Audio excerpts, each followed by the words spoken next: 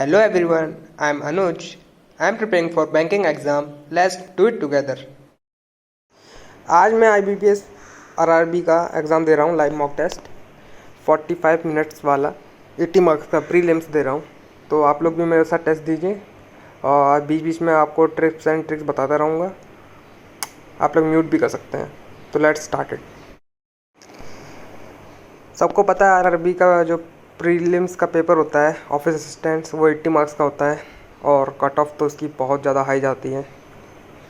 तो वही आज मैं देने की कोशिश कर रहा हूँ। प्रैक्टिस भी जाएगी और आप लोगों को क्वेश्चन भी दिख जाएंगे। तो सबसे पहले मैंने सारे क्वेश्चन हटा दिए जितने पजल वाले क्वेश्चन थे। सबसे पहले मैं इसमें इनइक्वालिटी पे मूव ऑन कर चुका हूँ। थोड़ा सा मॉडरेट लेवल पे पेपर है ये, देखने से आपको पता लग सकता है क्योंकि तीन स्टेटमेंट है और तीन कंक्लूजन है।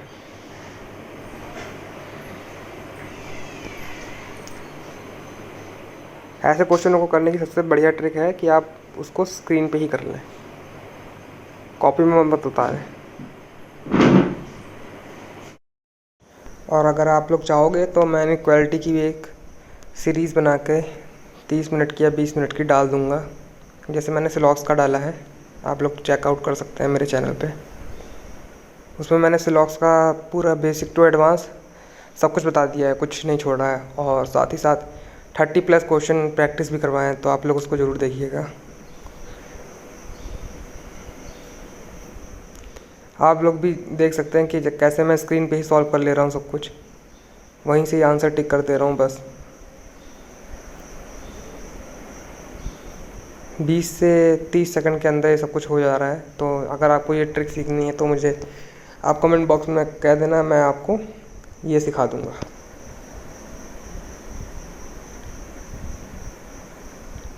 बेसिकली मैं बस देखता हूँ कि कहाँ से ओपन हो रहा है। एम से अगर के तक जाना है तो मैं ऊपर भी स्टेटमेंट में भी यही चेक करूँगा कि एम से के तक जाने का कोई रास्ता है कि नहीं है। पहली बात तो के कभी छोटा होगा ही नहीं। सब छोटी छोटी ट्रिक है, आपको पता होनी चाहिए। सिलॉक्स आ गया है। ओनली फ्यू का केस, ओनली फ्यू में मैंने आपको बता के रखा है कि some A are P, some A are not B, मतलब सम और नॉट का दोनों का केस साथ में बनता है ओनली फ्यू में।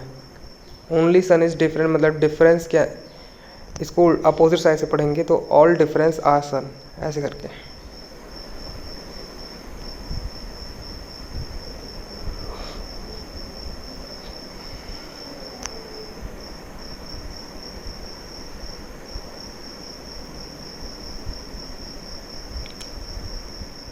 ये भी ओनली फ्यू का केस आ गया है, साथ में नो है, सम है, एकदम बेसिक है ये वाला। तो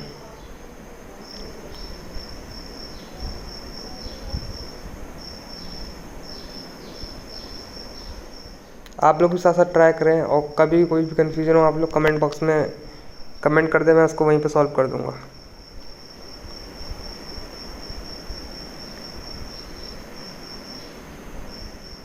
साथ साथ ट्राई करने से ये होता है कि अगर मेरे से कोई गलती हुई होगी तो मुझे पता चल जाएगा, और अगर आपको कोई कन्फ्यूजन होगा तो वो भी दूर हो जाएगा। क्वेश्चन करते रहें बस, क्योंकि एग्ज़ाम नज़दीक आने वाला है, कभी भी हो सकता है ना एग्ज़ाम। एग्ज़ाम की डेट का इंतज़ार ना करें, आप बस प्रैक्टिस करते रहें।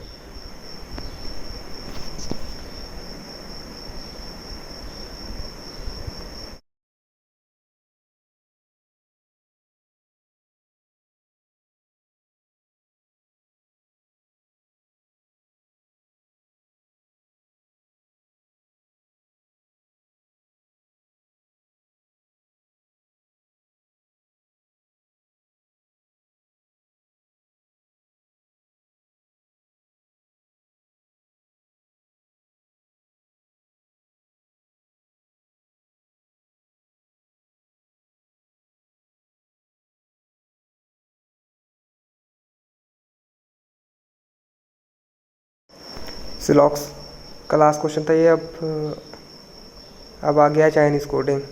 तो हमने सिलॉक्स कर लिए हैं 5 और इनक्वालिटी कर लिए हैं 5, वो भी सिर्फ 5 मिनट में, मतलब 5 मिनट में 10 क्वेश्चन कर लिए हैं। काफ़ी अच्छी स्पीड अभी तक बनी हुई है।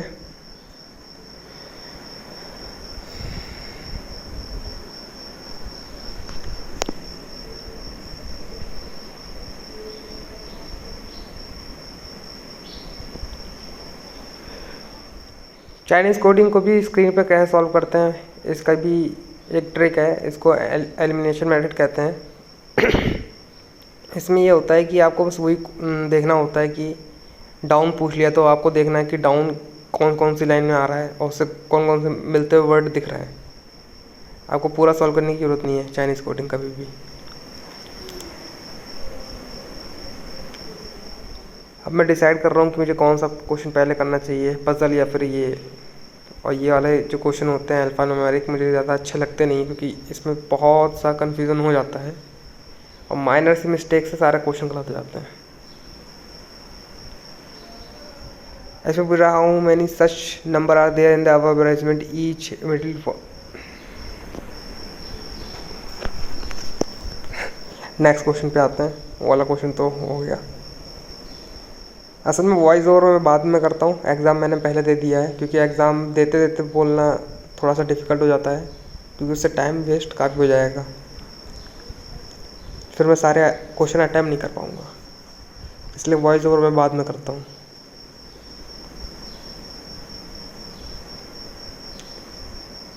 इसमें सारे सिंबल आपको गिरा देने हैं और फिर 13th element from the right hand count करना है। तो आपको सिंबल आप काउंट ही मत करो, बस 13 एलिमेंट काउंट करो उधर से और सिंबल काउंट ही मत करो, बस सिंपल। इसमें वो होता है ना कि नेक्स्ट क्या आएगा, मिसिंग सीरीज जैसे ही होता है, बस ये आपको एक पैटर्न फॉलो करना है। ABZ है तो मतलब एक एक छोड़ के चीज़ें हैं, एक पैटर्न फॉलो हो जाएगा बस। ब्लड रिलेशन आ गया है अब।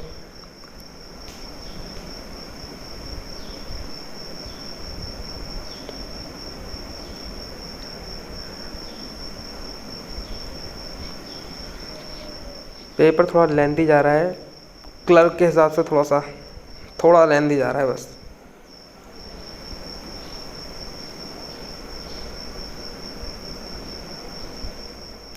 मॉक में हमेशा वो लोग एक ग्रेड ऊपर ही रखते हैं, एक लेवल ऊपर रखते हैं, ताकि आपका जो रियल में पेपर है वो निकल जाए। अगर आपकी मॉक की प्रैक्टिस हो जाएगी, आपके अच्छे मार्क्स आ गए मॉक में, तो हो सकता है कि आपका पेपर भी निकल जाए प्रीलिम्स। कहते हैं कि आरआरबी क्लर्क सबसे आसान पेपर होता है, लेकिन सबसे कठिन पेपर भी यही होता है, क्योंकि इसमें जो कट ऑफ होती है वो बहुत हाई जाती है, कंपटीशन बहुत ज़्यादा हाई होता है। इसमें 77 तक कट ऑफ जाती है, तो अगर आपके अटैम्प्ट्स 77 या फिर 75 के आसपास हैं, तब आपके कुछ चांसेस होते हैं इसको क्लियर करने का पेपर को। पर अभी आप सिर्फ प्रैक्टिस करें, इस चीज़ पे ध्यान मत दीजिए।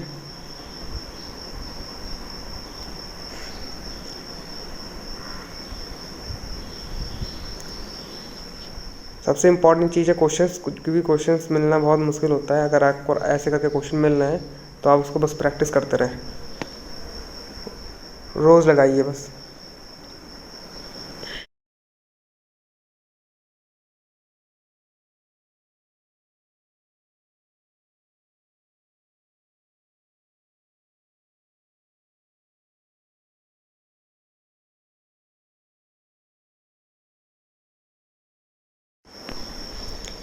अब मैं पज़ल पे आ गया हूँ।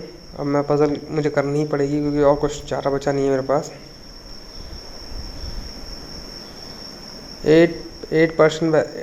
8 फ्रेंड्स बैठे हैं सर्किल में, सब लोग इनसाइड देख रहे हैं, उसके हिसाब से स्टेटमेंट दे रखी है।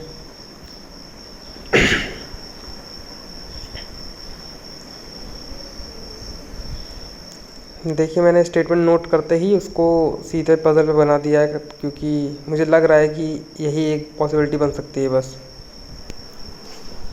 तो अगर कॉन्फिडेंस है तो आप डायरेक्ट भी क्वेश्चन बना सकते हैं, आपको बार बार लिखने की ज़रूरत नहीं है। जो स्टेटमेंट लिखने की ज़रूरत है उनको आप लिख लीजिए, जिससे कुछ अगर बड़ी स्टेटमेंट बन रही हो, बाकी आपको लिखने की ज़रूरत नहीं है।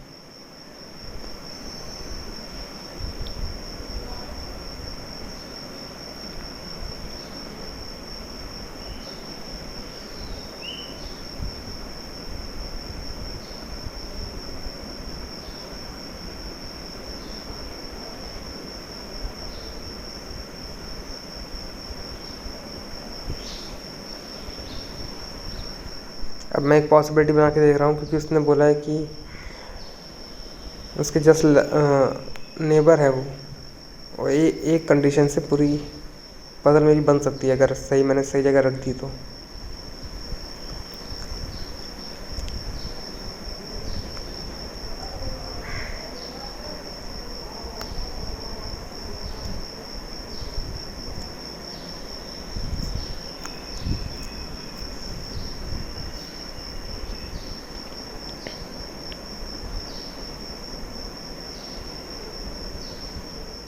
ऑलमोस्ट 2 मिनट हो गए हैं, मेरी पजल अभी भी नहीं बनी है।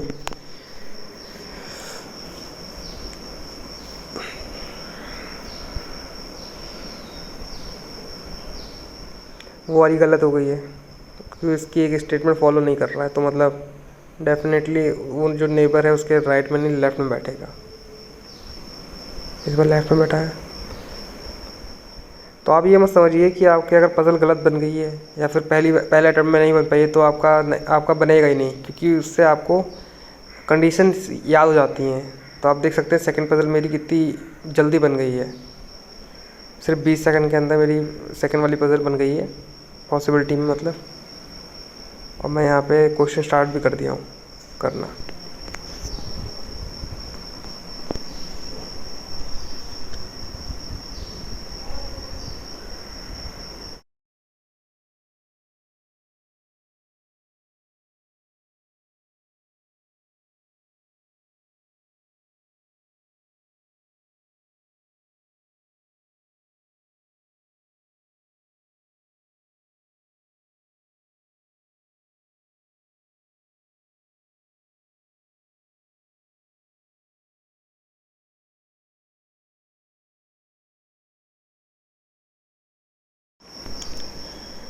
डायरेक्शन का एक क्वेश्चन आ गया है।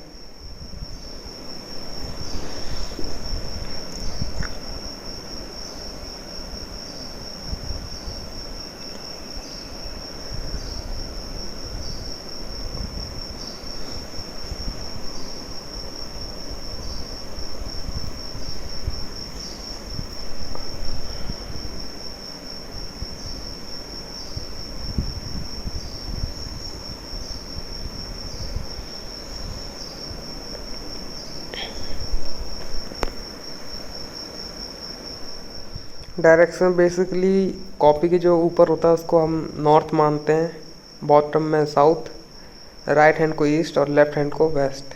आप लोग भी इसको ऐसे ही डायरेक्शन को लेके चलें और सॉल्व करें।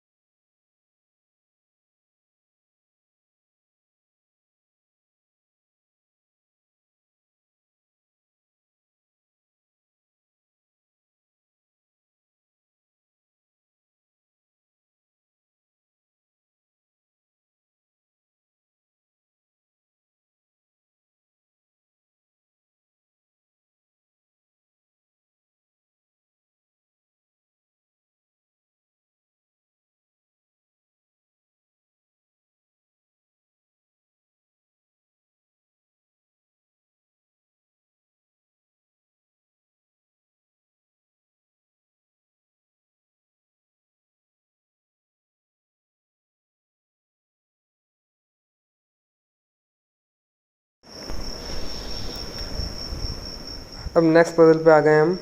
इसमें क्या रखा है कि 8 फ्रेंड हैं, वो आमने सामने बैठे हैं और एक दूसरे को देख भी रहे हैं।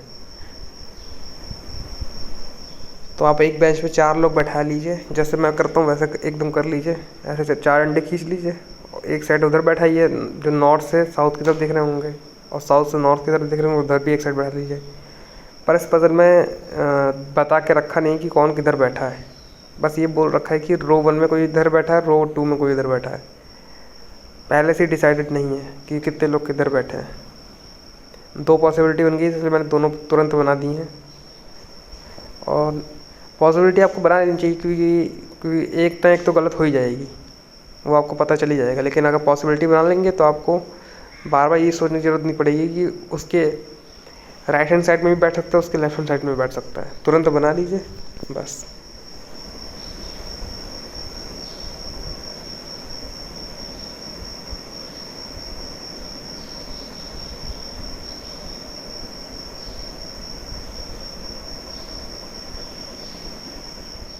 और नाम दे रखे हैं इसमें, बड़ी बड़ी स्पेलिंग दे रखी है, इससे थोड़ी सी दिक्कत हो रही उतारने में। लेकिन ABCD दे देते तो थोड़ा सा आसान हो जाता।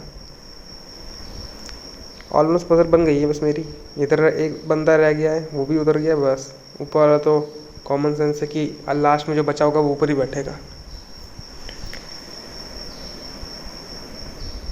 तो 1 मिनट 40 सेकंड में मेरी पजल बन गई। काफ़ी आसान पजल भी थी ये वैसे। आप लोग ट्राई करें, बताना कि कैसी है, आसान या डिफ़िकल्ट है। आप लोगों से बनती कि नहीं बनती है 1 मिनट 40 सेकंड में, या फिर उससे कम में भी बन जाती है। ट्राई करें। अब क्वेश्चन को टिक करके अगले क्वेश्चन में चलते हैं, मूव ऑन करते हैं। 28 मिनट हो गए हैं और मेरे लगभग सारे क्वेश्चन हो गए, बस एक पजल बची है। स्पीड तो सही है, स्पीड ऐसी ही होनी चाहिए आपके। बस मैथ को करने के लिए आपके कम से कम हाथ में ही आपके 25 मिनट होने चाहिए, 25 से 24 मिनट होने चाहिए, क्योंकि मैथ थोड़ी सी लेंदी होती है और थोड़ा डिफ़िकल्ट भी होती है मैथ, क्योंकि उसमें कैलकुलेशन पार्ट बहुत होता है। कभी कभी आपको सिंप्लीफिकेशन में ही, एक क्वेश्चन में ही 1 मिनट लग जाता है, क्योंकि इतनी थोड़ी सी कैलकुलेशन हो जाती है उसमें। डिवाइड मल्टीप्लाई में ही टाइम लगता है, माइनस में तो टाइम लगता नहीं है, माइनस साइड में टाइम। अब ये पज़ल जो है ये थोड़ा सा आप कह सकते हैं थोड़ा सा मॉडरेट लेवल से हाई लेवल तक है, क्योंकि इसमें ईयर दे रखा है। पहले आपको यही सब कुछ कैलकुलेट करना पड़ेगा, ईयर से लेकर उनकी एज भी दे रखी है, और सब कुछ जम्मल दे रखा है, बिल्कुल सही से दे नहीं रखा है। आपको सही पहले सुधारना पड़ेगा। 49 पहले आता तो 49 पहले लिखना पड़ेगा, 56 ऐसे करके, और 2019 से कंपेयर करना है आपको। तो सबसे पहले आपको एज कैलकुलेट करनी पड़ेगी। इसमें मुझे भी थोड़ा टाइम लगता है, थोड़ा क्या इस पजल में थोड़ा काफ़ी टाइम लग जाएगा मुझे।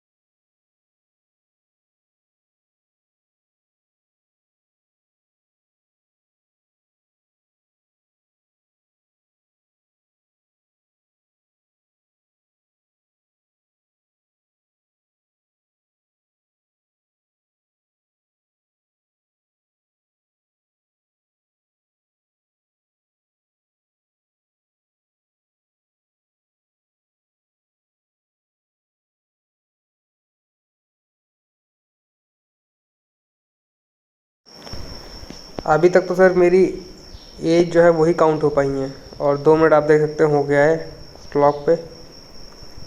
अब मैं कंडीशन नोट करके जल्दी जल्दी इसे करने की कोशिश करूँगा। आखिरी क्वेश्चन है इसलिए मैं करने का ट्राई कर रहा हूँ, नहीं तो मैं इसे ट्राई नहीं करता।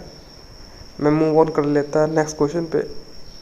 मैं सोचा रीजनिंग का आखिरी क्वेश्चन है, इसको निपटा के ही मैथ पे मूव ऑन करें।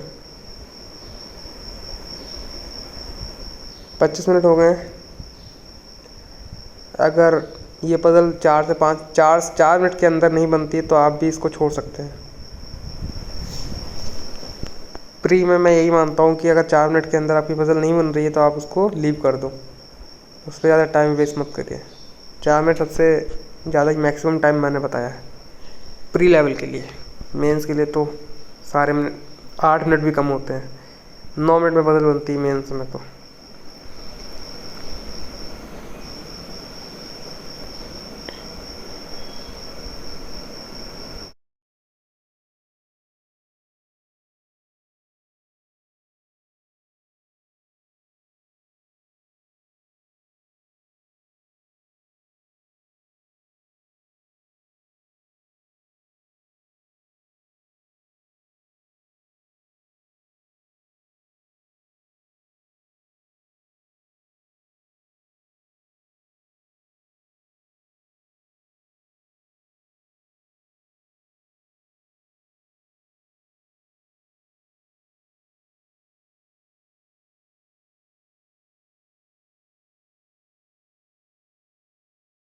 अब मुझसे बन तो रही नहीं थी, तो मैं नेक्स्ट क्वेश्चन इसी के ऑप्शनों पे नेक्स्ट क्वेश्चनों पे मूव ऑन कर दिया हूँ, ताकि मुझे थोड़ा सा हिंट मिल जाए। आपको भी हिंट मिल सकता है इन क्वेश्चनों से, क्योंकि ऑप्शन तो ऐसे दे रखे होंगे ना जो आंसर होंगे, तो आपको थोड़ा सा हिंट मिल सकता है इन सब चीज़ों से।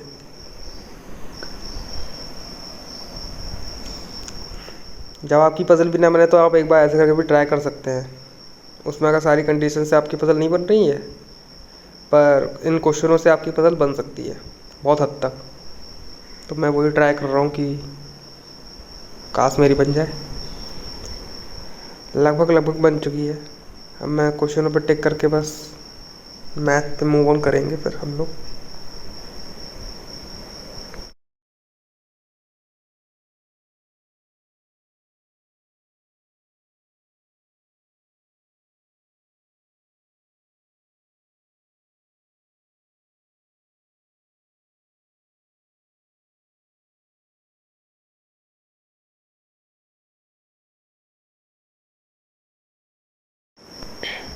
तीस मिनट बचे हैं मेरे पास। अब मैथ पे आ गए। उस पज़ल ने बहुत टाइम वेस्ट कर दिया है, 5 मिनट ले गया वो पज़ल। मैं आते ही सबसे पहले यहाँ पे आ गया हूँ। ये पाई चार्ट की DI है, काफ़ी आसान लग रही है इसलिए मैं इस पे आया हूँ, वरना मैं सिंप्लीफिकेशन या फिर नंबर सीरीज़ पहले करता।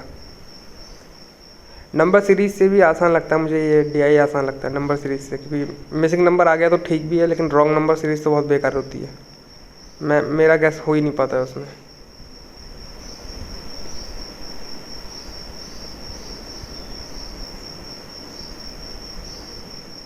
जब परसेंटेज या रेशियो में चीज़ें पूछी गई होती हैं तो आपको रियल नंबर की कोई ज़रूरत ही नहीं होती है। ये मैं पहले बता देता हूँ आपको। जितने भी टीचर DI वाले होते हैं वो यही रिकमेंड करते हैं कि आप रियल नंबर को कम से कम यूज़ करें, क्योंकि इसमें दे रखा है 800 लोग दे रखे हैं और डिवाइडेड हैं वो परसेंटेज में। पर सब कुछ परसेंटेज ही पूछ रहा है, तो आप परसेंटेज पे ही कॉन्सेंट्रेट करें।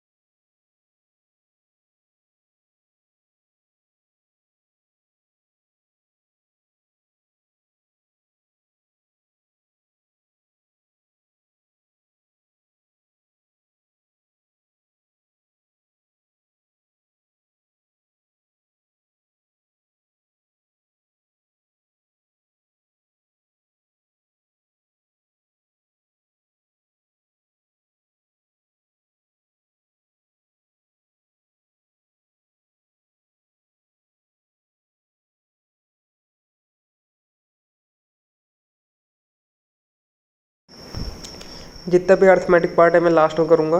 सबसे पहले सिंप्लीफिकेशन वाले पार्ट करता हूँ।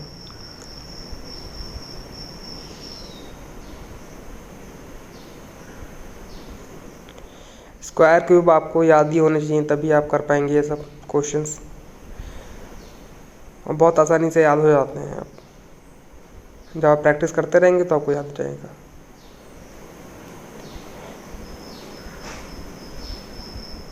सेवन 1/2 है, उसकी 1/9 पावर है। 1/9 मतलब वो टू का जब आप 9 बार करेंगे 9 टाइम्स तो 512 आएगा।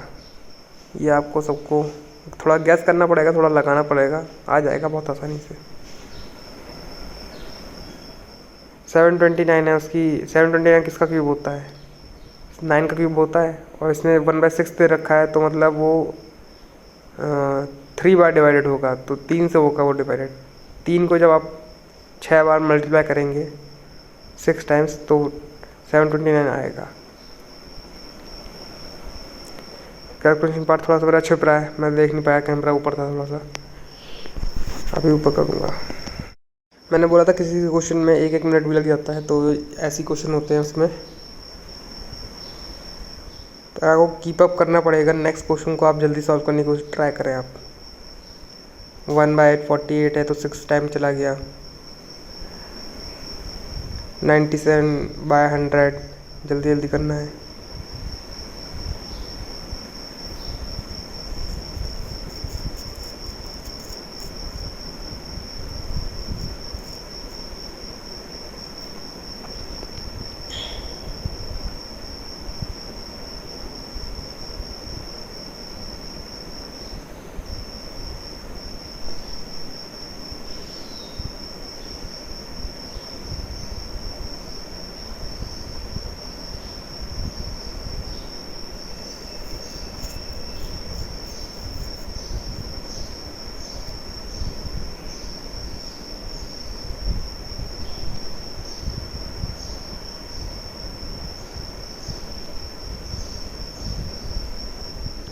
रूट 1/6 ऑफ 216, तो 216 कितनी बार में जाएगा? 36 बार में।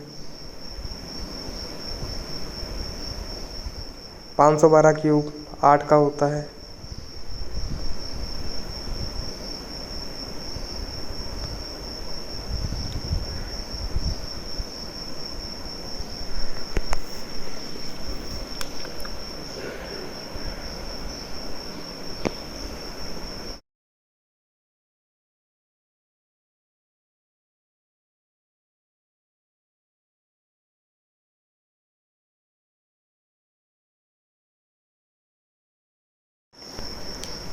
सारे क्वेश्चन का लाइन ग्राफ आ गया है। लाइन ग्राफ ये परसेंटेज में दे रखा है, मैं आपको बता दूँ, ये सब परसेंटेज में दे रखा है। अगर आपको इसको समझने में प्रॉब्लम हो रही हो तो मैं इसका फ़ोटो यहाँ पे लगा दूँगा स्क्रीन पे कहीं पे, वैसे समझने में कोई प्रॉब्लम हो तो नहीं रही होगी। और पीछे वाले बार चार्ट का भी लगा दूँगा मैंने ध्यान नहीं दिया था इसको कि अगर विजुअल होगा कि नहीं होगा। मैं एक काम करूँगा, इसकी फ़ोटो कट करके यहाँ पे लगा दूँगा, कहीं स्क्रीन पे ही लगा दूँगा, ताकि आपको क्वेश्चन करने में आसानी हो।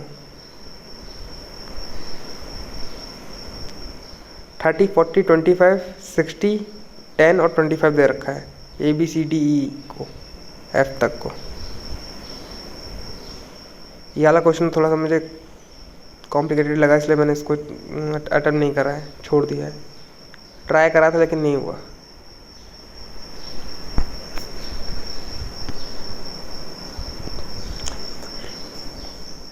आप लोग भी पहले मॉक टेस्ट दीजिए, फिर जो जो क्वेश्चन नहीं हो पाते हैं ना उसको रीअटेम्प्ट करें। ये मत सोचिए कि हमने तो दे रखा है हम क्यों रीअटेम्प्ट करें, लेकिन नहीं, अगर आप एक मॉक टेस्ट को 5 बार भी देंगे, फ़र्क नहीं पड़ता है वो 5 बार आप कब दें, आज दें, कल दें, परसों दें, या फिर उसी दिन 5 बार उसको करें, फ़र्क नहीं पड़ता, लेकिन आप दीजिए जरूर, 5 बार तो कम से कम दीजिए, ताकि आपकी फुल प्रैक्टिस हो जाए, आपको क्वेश्चन रट जाए अच्छी तरह कि कैसे क्वेश्चन कैसे करना होता है। जब आप एक क्वेश्चन को बार बार करेंगे तो आपके पास भी एक क्लू मिल जाएगा कि इस क्वेश्चन को तो इससे जल्दी इस मेथड से करा जा सकता है। तो इन चीज़ों में शर्माइए मत कि हमने तो पेपर दे रखा है, हम दोबारा देंगे तो चीटिंग जैसा हो जाएगा, लेकिन नहीं, आप जितना रीअटेम्प्ट कर पाएँ उतना रीअटेम्प्ट करें। बार बार क्वेश्चनों को देख देख के सॉल्व करें। और अगर आप बिगनर हैं तो मेरा सजेशन यही होगा कि आप पहले मॉक टेस्ट खोलिए, उसको सबमिट कर दीजिए, 1 मिनट होती सबमिट कर दीजिए, क्वेश्चन भी ट्राई मत करें। फिर आप अपने हिसाब से अपना टाइम लेकर पूरा दिन अगर लग रहा है उस पूरे पेपर को सॉल्व करने में तो लगाइए, कोई दिक्कत नहीं है, पर मेन चीज़ है आप उसको सॉल्व करें। अब अर्थमेटिक में आ गए हम लोग।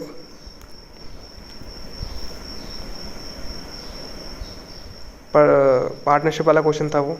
अब ये टाइम एंड एफिशिएंसी वाला, टाइम एंड वर्क वाला क्वेश्चन है ये।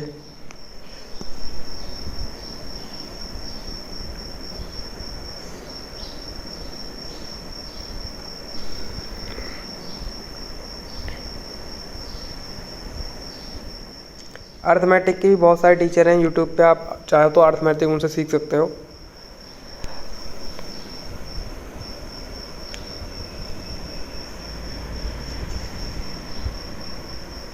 अर्थमेटिक सबको लगता है कि थोड़ा डिफ़िकल्ट होता है, मुझे भी लगता है, तभी तो मैं सबसे लास्ट में करता हूँ। लेकिन कुछ क्वेश्चन जो होते हैं वो डुएबल होते हैं। जैसे आप ले सकते हैं ratio, partnership, percentage, work and time and work, train वाला क्वेश्चन ले सकते हैं पार्ट, और उसका SICI वाला क्वेश्चन ले सकते हैं। तो इन सब क्वेश्चन जो है होते हैं वो थोड़े से ईजी पड़ जाते हैं। मैंने इतनी प्रैक्टिस कर रखी कि मुझे ईजी लगते हैं। बाकी क्वेश्चन पे डिपेंड होता है, कुछ क्वेश्चन तो ऐसे आ ही जाते हैं कि आपको नहीं आ पाएगा। बाकी प्रोबेबिलिटी मैं छोड़ के चलता हूँ, मुझे नहीं आता प्रोबेबिलिटी, मैंने नहीं कर रखी है तो मैं उसे छोड़ देता हूँ। 1 मार्क्स का आएगा क्वेश्चन, ज़्यादा से ज़्यादा 2 मार्क्स का बस।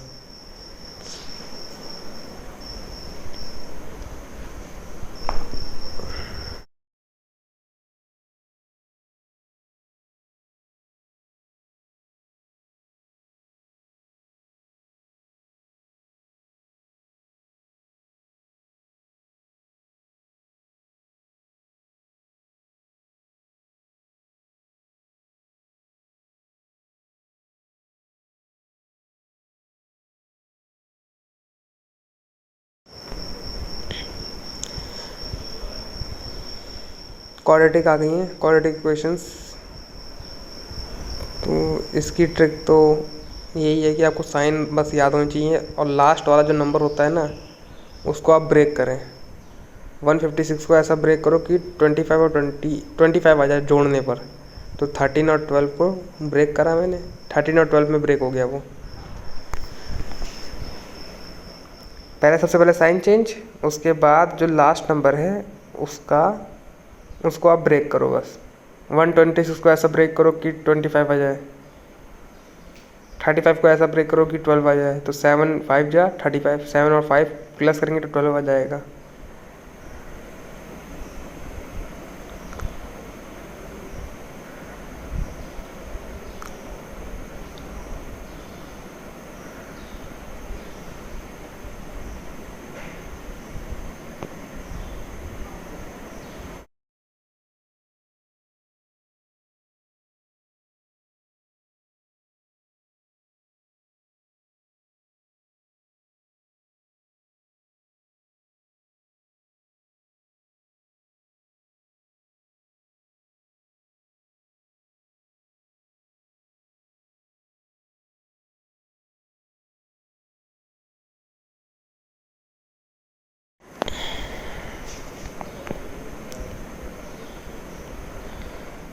अब आ गई है लास्ट में DI है, और ये बहुत ज़्यादा हाई लेवल की DI आ गई है। इतना कैलकुलेटिव ये DI है, कुछ बताऊँ नहीं।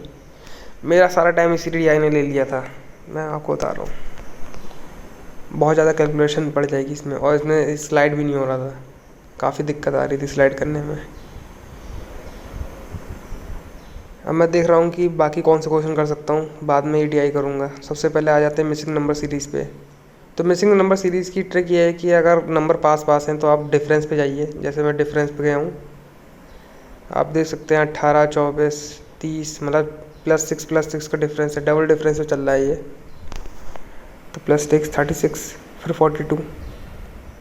जब आपको 3 नंबर आपने कैच कर लेंगे ना तो आपको आगे ही सीरीज़ पता चल जाएगी, आपको पूरा सॉल्व करने की ज़रूरत नहीं पड़ेगी।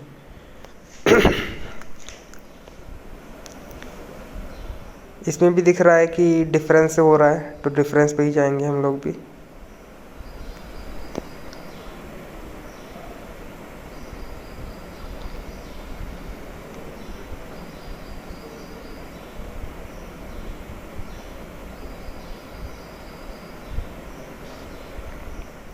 डिफरेंस था इसमें +2 का, 12, 14, 16 ऐसा करके डिफरेंस था।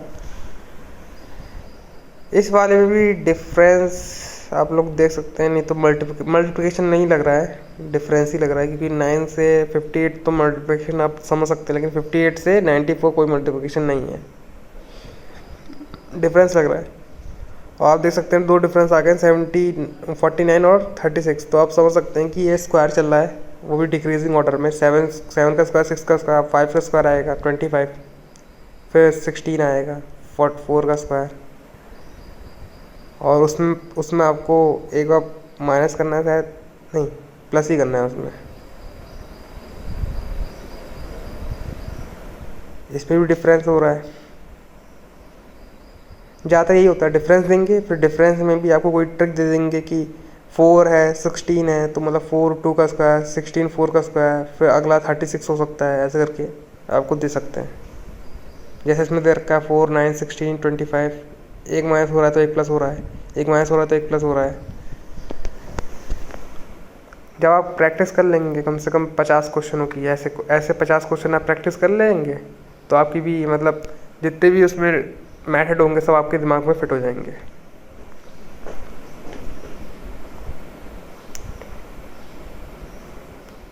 बहुत से टीचरों ने इसकी 50-50 क्वेश्चनों की या फिर 100 क्वेश्चनों की PDF बनाकर डाल रखी है, आप चाहो तो वहाँ से उसको देख सकते हो।